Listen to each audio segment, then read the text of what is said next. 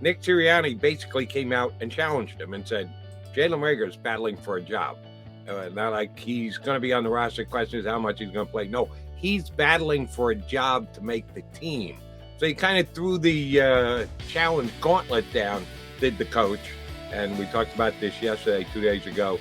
John Clark just tweeting about plays that Jalen Reagor wasn't making, elicited a response from Jalen via social media that was over the top and unnecessary. Is Jalen Reagor responding to a challenge?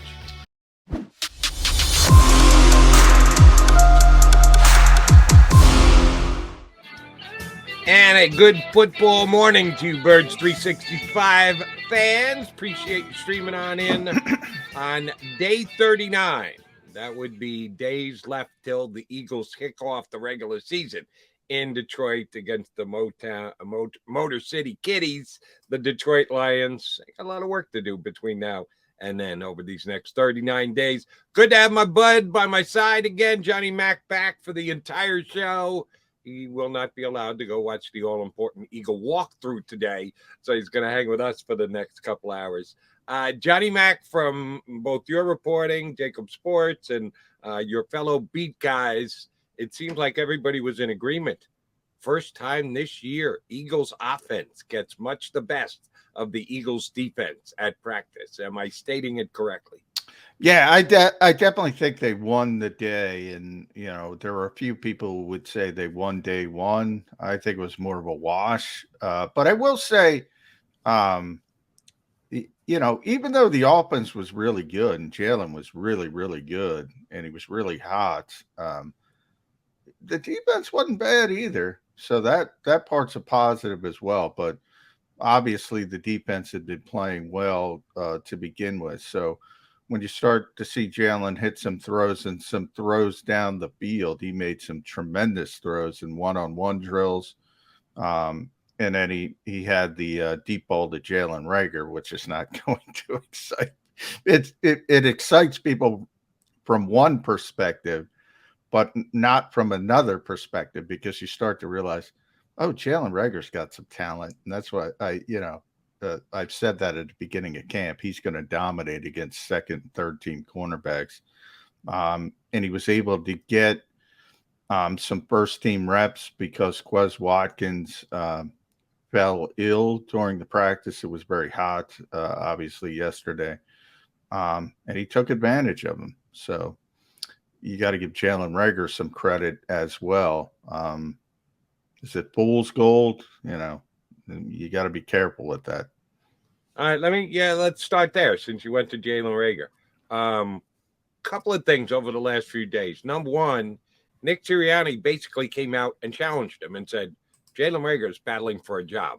Not like he's going to be on the roster. Question is how much he's going to play. No, he's battling for a job to make the team. So he kind of threw the challenge gauntlet down, did the coach. And we talked about this yesterday, 2 days ago. John Clark just tweeting about plays that Jalen Reagor wasn't making, elicited a response from Jalen via social media that was over the top and unnecessary. Is Jalen Reagor responding to a challenge? Hopefully, maybe. I've been pretty consistent. I think he needs a change of scenery. And that's another example with John Clark. All John tweeted was he dropped a pass. All right. Similar with Miles Sanders getting second team reps. All right. It's a factual statement. Move on. Everybody drops passes except Chris Carter. He's the only guy I've never seen drop a pass. No big deal. A.J. Brown, DeVonta Smith, everybody drops passes occasionally. Just move on to the next one. And it was interesting. Brandon Graham talked about this after practice. He got a question about Miles and his contract year, because Brandon has been through that, playing out the final year of a deal and not worrying and not knowing if he was going to be back as a member of the Eagles. In fact, the one year he hugged us all, leaving on the last day because he thought he was out of here. And everything worked out. and he was able to come back, and he hopes to finish his career with the Eagles after 15 years. We'll see how that shakes out. But he was asked, how do you deal with the contract year stuff? And he kind of went off on a tangent and talked about social media. And just off the top of his head, he said, if you don't have the and he used that word, maturity, to handle social media and understand, basically as a public figure, you're gonna take some heat. Some of it constructive, some of it real, some of it just trolls. But if you can't deal with it, you got to get off it. You can't deal. And when that tweet came through, we were in the media house, a group of reporters, and we joked, the over under how quickly it would be deleted. We said an hour. I don't know the exact time, but it was down pretty quickly. Now, let me interrupt there. The fact that it went up and came back down. Jalen thought better of it. He was probably told. Someone from the Eagles got a hold of him and go, yo, do you know how bad this looks? What the hell are you doing? Take that thing down. You think he was instructed to take it down? Yeah. I mean, that would be my guess. Might have came from his dad, Monty Reagor. Might have come from the Eagles. Might have come from both. It's a bad look, and it was down pretty quickly. Same thing with Miles, though, with the taking exception to the second team rep tweet. Who cares? It's true. There's a lot of context to it, and Nick Sirianni went into it. And I've said on this show, he's the starting running back, and there's no question about that. But he's taking some second team reps because it's a rotation. Nothing wrong with pointing it out. Now, he seems to be using it as a chip on his shoulder, and if it works for him, that's fine. Yeah. But I thought it was interesting. Brandon's like, just get off, because I've been telling players, just get off for years. Just ignore it. Get off. Don't deal with it. But some do, some don't. Let me ask you one more Miles question, and then I got a couple of depth chart questions for you, and it kind of ties into Miles taking second team reps. Sirianni afterwards almost acted like he didn't even know about it, that Miles took second team reps, that he was that just Nick covering his own backside, funning us?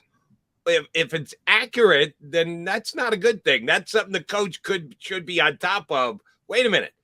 We didn't have Miles take second team reps all last year in preseason before the year started. Day 2, we got him taking second team reps. What was your read on Nick Sirianni's response? Well, I thought it was funny because he contradicted himself, which he often does in the same answer. He'll, these practices are very laid out from a perspective of, what you're trying to accomplish. So certainly as the head coach, he knows they want to rotate running backs. And if they're rotating running backs, as he explained, well, then, if it falls that way, you're a rep on the second team, then he should know he's getting second team reps. So that's kind of contradictory, what he said. But from the perspective on, he explained it. He explained why it happened. So he should have known. And it made sense. Yeah. So he should have known it was going to happen. So, yeah. There are times like yesterday, Quez Watkins fell ill, didn't finish the practice. Then somebody's got to step up. That wasn't the plan. Zach Pascal's still out. So Jalen Reagor got first team reps, which was probably not the plan. So things can change on the fly. And Nick might not have been aware of that on the field, although he's probably told pretty quickly. But yeah, he knew, and he explained it. So he knew, because he explained the exact reason why it happened. Well, then it just seemed odd that the first response was like, really, that he didn't know. And then he contradicted himself. Yeah. So I thought that was either humorous or questionable. All right, before we get back to the players, yesterday when you left us, you told us looking forward to hearing from the Eagles play caller. Shane Steichen was available to you guys before practice. he give you any insight that you weren't Hmm. expecting? Any family secrets? Know that Shane is not the most, I want to choose the right word here, um, outspoken individual, a little on the laid back side, a little on the button up side. Shane, say anything of consequence as per John McMullen? Um, no, Shane's very guarded in front of the microphone. Behind the microphone, he's actually a really nice guy. Likes to talk about other things. But yeah, I mean, he's been a little bit more open this year because he is the play caller and it's publicized. So I think last year he was more guarded because it's Nick's offense. He doesn't want to create any ripples for Nick Sirianni. But now he kind of understands. Well, he's the play caller, so Yeah. he's going to be getting some of this microscope treatment. So he gives us a little bit more this year, but he's never going to be the guy who's just like Nick will do a dissertation. Um, like with Jalen's interceptions earlier this week. That was great, man. He just went into that and he explained every single one of them in detail. And you and I remember the Giants game last year when he went and everybody was worried about, oh, Jalen Hurts didn't throw the ball. And Nick is going into, they didn't run the right route. They weren't where they were supposed to be. They were supposed to be at 5 yards. They were at 7 yards. He went into this just incredible detail on that particular play. Right. And he'll do that on occasion. You're not going to get that from Shane Steichen. But, it's gotten a little bit better. Um, interesting. Shane was talking to your guy. We've been talking. Mike Mayock was at practice Oh, I was going yesterday. to get to that. Yeah. Yeah. So he was there visiting. Shane had a long talk with him. Um, but as far as I did get my DeVonta Smith question, like what the hell's going on with the traffic with DeVonta Smith? Of course, he didn't answer that. He just talked about him as a player. Um, but yeah, it's weird. And that to me is more about. It's not about DeVonta. It's more about the Eagles' offense, which is basically um, two options and then sort of go, so to speak. So you have one read, second read, and then the play design, because Nick has explained, you know, he game plans for basically two people in the passing game. And last year it was 6 and 88, he would say, football coach jargon. Um, at the beginning of the year, kind of turned into 88 and 6 by the end of the year.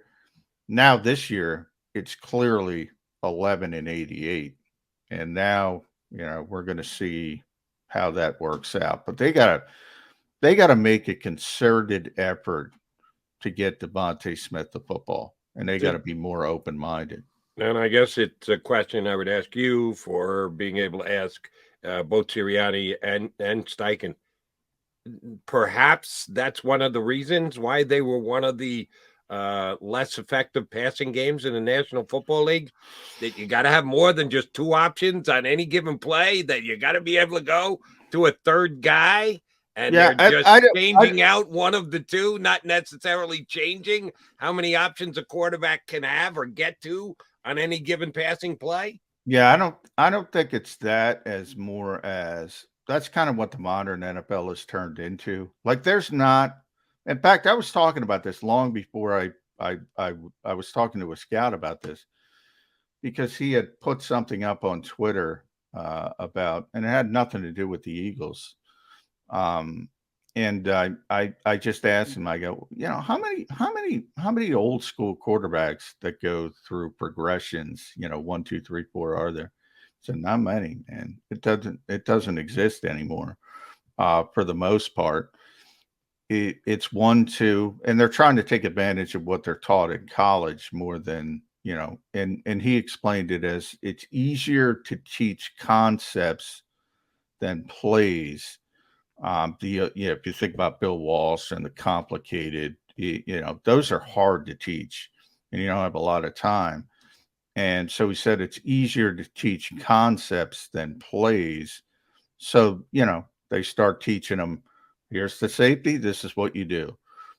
So to me, it's more about the offensive coaching staff having to get more people. So you're right. Okay, you have great players.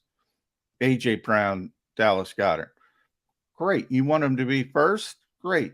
But you have to realize, you got to get other people involved too. You can't get tunnels. So I think that's more of a coaching problem than it is a quarterback or a progression problem, because they're not expecting Jalen Hurts to go through 4 progressions. That's not what the modern NFL is. Fair enough, but I would argue that if you have all of 2 passing options on every single play, Well, yeah, you got to change that. The other team's going to be able to figure it out here pretty quickly and shade coverage and go double. And all of a sudden, no matter how talented those guys are, you're thrown into traffic, makes it that much more difficult on them, on the quarterback, of everybody else. There's a reason so I'm just why pulling it up, Jody. There's a reason why you have 3 wide receivers on almost every single play in the NFL anymore. You telling me if your tight end is one of your 2 main targets, that those other 2 guys are out there for window dressing? So I want to say it. So I just pulled it up. So I asked him, how prevalent are full field progressions now? And he said, you might see it 1 every 6 or 7 passes with a Brady Rogers type. That's not an official stat. He said, just an observation off the top of my head. It's been a slow but steady change over the past 10 years. Most of what's done now is either picking a side based on safety alignment or based on man zone coverage. So I asked him, is that just the natural evolution to take advantage of what they're learning in college, or a reaction to less prep time? And he said, taking advantage. Coaches hate to admit they don't have enough time. They hate it. It's more efficient to go about it that way, easier to teach concepts than plays. So this is the way the NFL is. I mean, if you watch every game, so to me, the bigger part of it is, you're right. You can't rely on just 2 people. Then you become very predictable. We talked about motion as well. He doesn't use a lot of motion. And right now, and it's only practice, you're kind of predictable. As good as AJ Brown and Dallas Goedert is, as soon as teams get to see this, they're going to, the ball's going to AJ Brown and Dallas Goedert. And you know what? I don't even care that much if you're talking about Quez Watkins or Jack Stoll or Jalen. Well, you got a great player in DeVonta Smith. You got to get him involved. And if that means he's number 1 on one of those progressions, you got to pick that up. He's got to be number 1 on more of those progressions that you're doing. So to me, that's why I think it's a coaching aspect more than a quarterback or receiver aspect. It's a legitimate question and something well worth keeping our eye on when the Eagles actually start to do some things. And they did yesterday. Put pads on. That's a big plus. Nice to get the pads on. And the offense did have a pretty good day for you guys. You guys being John McMullen and all of his beat buddies, one of which is going to join us next. His good bud, Sports Illustrated partner, Ed Kratz, scheduled to join us first here on Birds 365, hour number 2. We got another good Eagle Beat guy. Rick Saratow the last couple of days, all Eagle Beat guys like John and everybody else at practice. So we're giving you 2 Eagle Beat guys today, in addition to Johnny Mack coming back and co-hosting with me. First up, Ed Kratz, Sports Illustrated, here on Birds 365.